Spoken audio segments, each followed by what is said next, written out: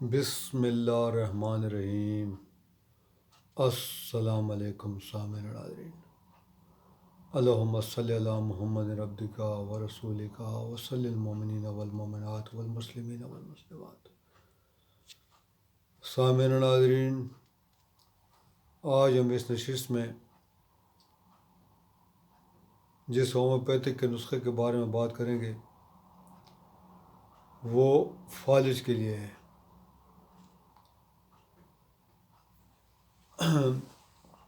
یہ جو دوائیاں میں آپ کو بتا رہا ہوں، اگر آپ کو خدا نہ خواستہ ابھی فالج کا اٹیک ہوا ہے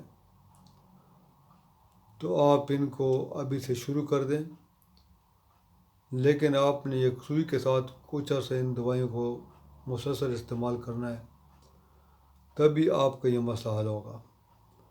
ورنہ اگر آپ نے 1-2 ہفتے استعمال کر لیا اور آپ کہیں کہ مجھے تو کوئی آرام نہیں آیا، تو اس طرح بات نہیں چلے گی۔ آپ نے متواتر ان دوائیوں کو استعمال کرنا ہے، جیسے آپ انگریزی ادویات کو استعمال مسلسل کرتے ہیں، آپ نے ان کو بھی کچھ عرصہ استعمال کرنا ہے۔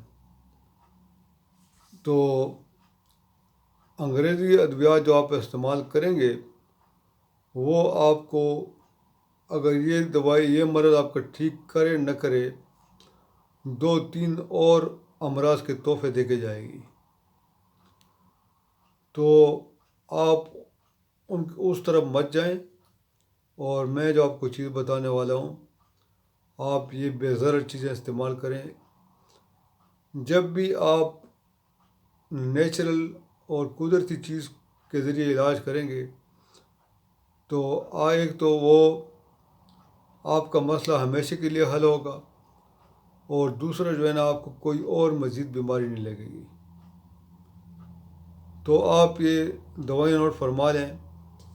نمبر 1 ہے ریسٹاکس، نمبر 2 ہے کاسٹیکم، نمبر 3 ہے زنکم میٹ، اور نمبر 4 ہے کالیفاس۔ یہ چاروں ادویات اپنے 30 پوٹنسی میں لینی ہے اور برابر وزن میں ملا کر دن میں صبح دوپہر شام میں استعمال کرنی ہے۔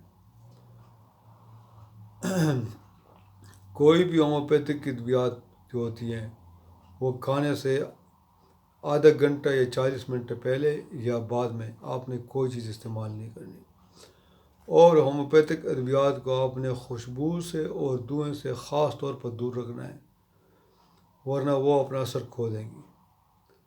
تو سامعین ناظرین، امید ہے کہ آج کی ویڈیو آپ کو پسند آئی ہوگی۔